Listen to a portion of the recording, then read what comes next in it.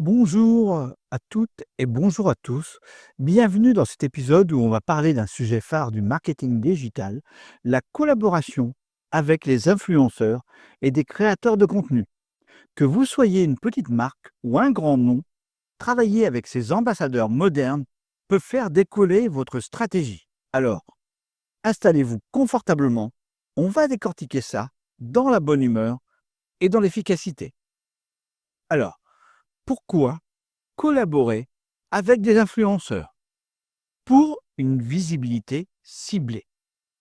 Les influenceurs touchent directement leur audience fidèle qui correspond souvent à votre cible. Ils sont authentiques.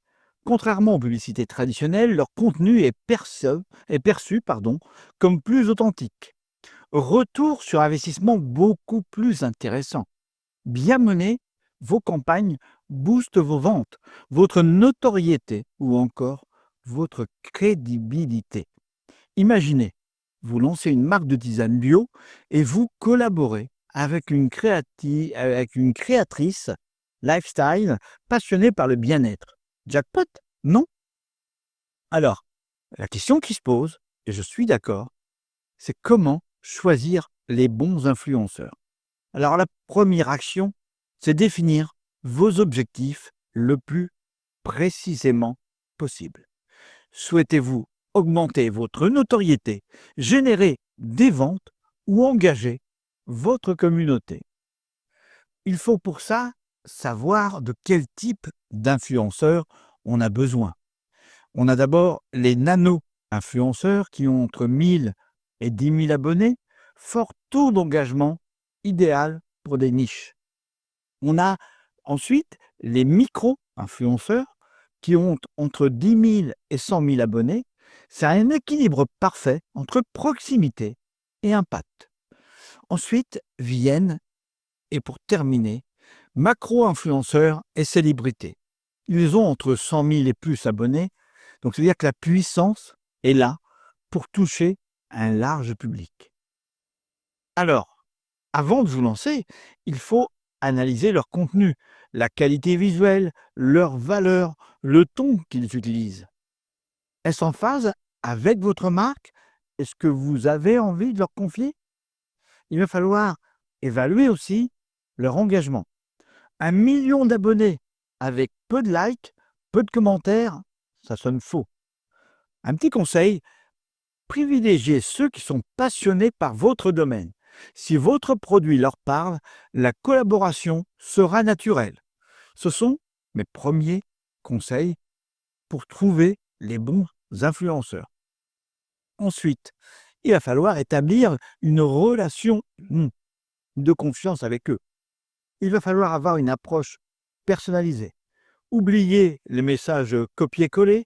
Prenez le temps de leur montrer que vous les connaissez et que vous appréciez leur travail. Par exemple, bonjour Martine, j'adore votre contenu sur le bien-être à la maison. J'ai vu votre post sur le plaid pour l'hiver personnalisé avec la photo de mon chat et je pense qu'on pourrait faire quelque chose de génial ensemble. Faites une proposition claire. Exposez vos attentes, mais laissez-leur de la liberté. Ils connaissent mieux leur audience que vous. Il faut être transparent. Parlez budget, calendrier et format dès le départ. Les malentendus, non merci. Personne n'a le temps pour ça. Ensuite, vous allez devoir choisir quel type de collaboration vous voulez introduire. Est-ce que c'est un placement de produit? C'est simple et efficace. Un influenceur présente votre produit ou service dans un post ou dans une story. Est-ce que vous voulez du contenu sponsorisé avec la création de photos, vidéos ou articles mettant en valeur votre marque? Ou alors, est-ce que vous voulez avoir des codes promo ou de l'affiliation? Parfait pour mesurer les conversions directes. Ensuite, pourquoi ne pas se poser la bonne question et faire de la co-création avec l'influenceur et vous pourriez développer un produit ou une collection avec cet influenceur. Ensuite, il y a aussi, lors d'événements, de les inviter à vos lancements ou événements exclusifs pour maximiser la couverture de vos posts en ligne. Ensuite, après avoir commencé à travailler avec eux, ou même dès le tout début, il va falloir suivre et mesurer les résultats. Il va falloir avoir les bons indicateurs clés, ce qu'on appelle les KPI. Il faut les définir avant, dans vos objectifs. Est-ce que c'est le taux d'engagement, les likes, les commentaires, le partage? Est-ce que c'est la portée et les impressions? Est-ce que c'est les clics ou ventes générées via un lien ou via un code promo? Il faut analyser les retours qualitatifs. Quel commentaire revient le plus souvent? Les retours sont-ils positifs?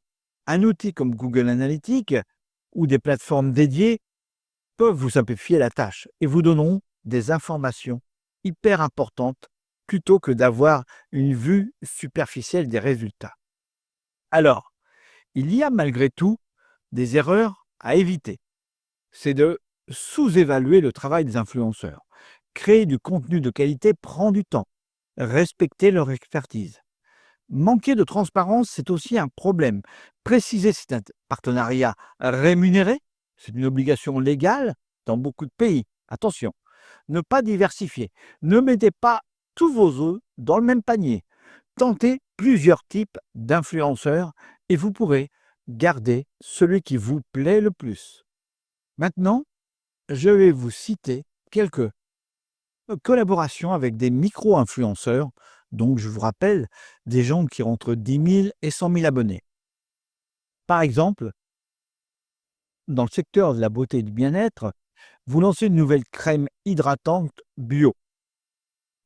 Collaborez avec un micro-influenceur qui aurait entre 30 000 30 000 abonnés, qui teste vos produits dans une vidéo routine du soir. Alors, le format que je ne saurais vous conseiller, c'est la story avant-après. Ça marche toujours avec le lien pour acheter le produit. Ensuite, le bonus, c'est d'avoir un code promo exclusif, par exemple avec Julien 10 ou Nathalie 14, puisqu'il y a toujours des chiffres derrière, souvent des prénoms.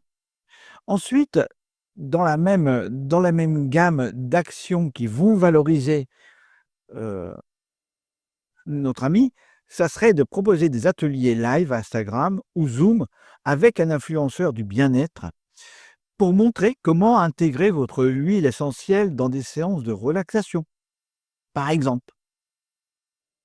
Si maintenant on prend un exemple, après la beauté et le bien-être dans la mode et l'accessoire, demandez à un influenceur de créer plusieurs tenues avec vos vêtements ou avec vos accessoires.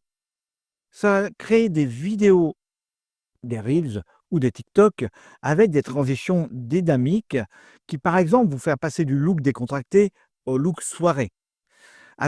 Proposer à vos abonnés de partager leur propre look avec un hashtag dédié, par exemple. Ensuite, envoyez vos sacs à main ou bijoux à un micro-influenceur dans le luxe abordable et demandez-lui de publier une vidéo en détaillant la qualité et les usages du produit. Si vous êtes dans le domaine de l'alimentation ou des boissons, si vous vendez des snacks sains ou des ingrédients, collaborez avec un influenceur avec une recette unique mettant en avant votre produit. Par exemple, des barres énergétiques maison avec des flocons d'avoine bio de votre marque. Faites des formats vidéo d'interview ou des TikTok avec le processus étape par étape. Proposez à un influenceur de tester vos coffrets de snacks depuis l'ouverture du coffret jusqu'à la dégustation, qu'il partage ses coups de cœur avec sa communauté. Ensuite, on pourrait continuer comme ça longtemps. Par exemple, dans le sport et le fitness, collaborer avec un influenceur pour organiser un challenge sportif de 30 jours en utilisant vos équipements élastique, tapis de yoga, 30 jours d'abdos avec des élastiques fitness du magasin X ou Y que vous avez. Utilisez une story quotidienne pour motiver les participants et offrez à un influenceur la possibilité d'organiser un entraînement en direct sponsorisé par votre marque avec une mise en avant de vos produits, bouteilles d'eau, serviettes de sport, etc. Voyez, de toute façon, il y a dans tous les domaines beaucoup de choses à faire. Et pourquoi ça marche avec les micro-influenceurs? Leur engagement est élevé car leur audience leur fait plus confiance qu'à vous, malheureusement. Ils coûtent moins cher que des macro-influenceurs, si ce sont des mini-influenceurs, en apportant des résultats tangibles. Et puis, les communautés sont plus ciblées, parfait pour atteindre des niches spécifiques. C'est la fin de cet épisode et je vous donne rendez-vous dans le prochain épisode et je vous souhaite une bonne après-midi et je vous dis à bientôt.